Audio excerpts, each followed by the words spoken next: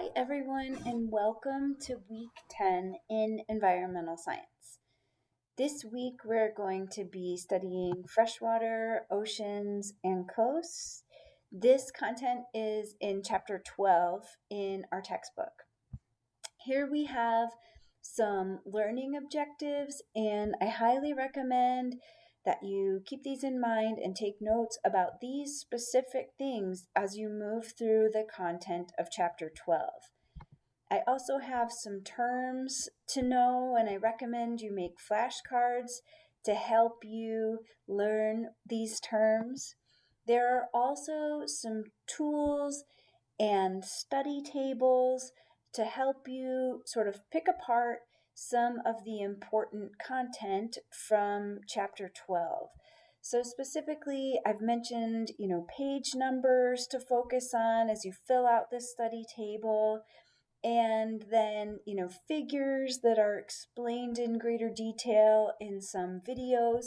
So these are really meant to support you as you move through the content of chapter 12. Next, in our week 10 module, we have a discussion about the Klamath Dam removals. So recently, 4 dams were removed on the Klamath River. It is the biggest river restoration project ever done by humans, and it's really exciting. It's been highly controversial, especially in Siskiyou County. I have some articles here for you that present some good information about the historic perspective and also some of the current news about the drawdowns and the restoration process. I'm asking you to make an initial post by Wednesday of week 10. Talk about how we got to this historic moment of, being sort of at the very beginning of this historic restoration. Tell us whether or not you were in favor of the dam removal, and explain your opinion in detail using high quality sources. And then tell us what you're most excited and most apprehensive about this unfolding restoration.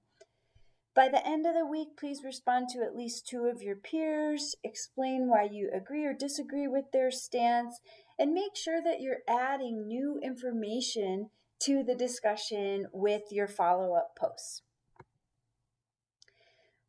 We have a lab this week that's focused on eutrophication and urbanization. So eutrophication is a topic that's covered in chapter 12, and it has to do with a bunch of changes that happen in water bodies along with the addition of nutrients. So this case study focuses on eutrophication in some East Coast salt marshes.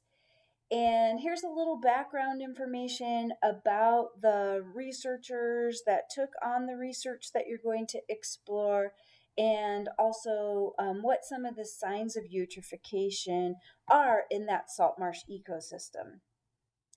I am asking you to complete their data table. So these are some of the data that the 2 researchers, Charles and Hap, discovered when they did some research in these Plum Island estuary salt marshes.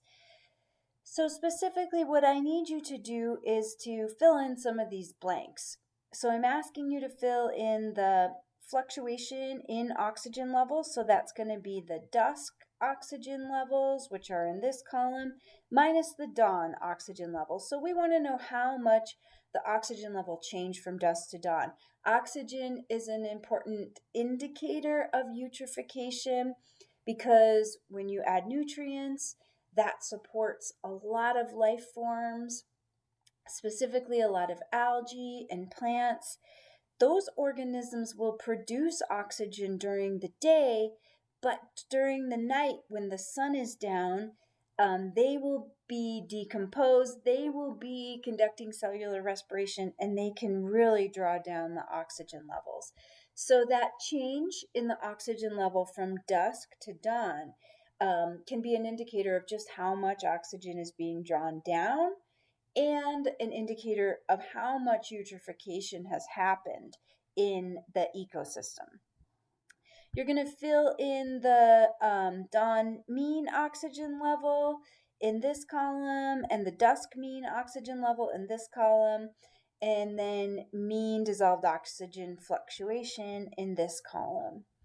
You're also being asked to do a couple of other things. So in addition to filling in the data table, I want you to look at the data, think about some figures that you could make that would best illustrate and summarize the story here about eutrophication. So you are going to either draw or use Excel to make graphs. Make sure you put the dependent variable on the y-axis and the independent variable on the x-axis. If you're confused about this, remember the mnemonic dry mix. So the dependent variable is the response variable. It goes on the y. Dependent response y, that's the dry. Mix is the manipulated variable, the independent variable, that goes on the x. So the m in manipulated, the I in the dependent, and the x are the mix. So remember dry mix when you're creating your figures for the urbanization and eutrophication lab. So in addition to the completed data table and the figures, I'm asking you to answer these questions about the background information that you read, the data, and your conclusions. You're going to turn all of this in at the assignment page.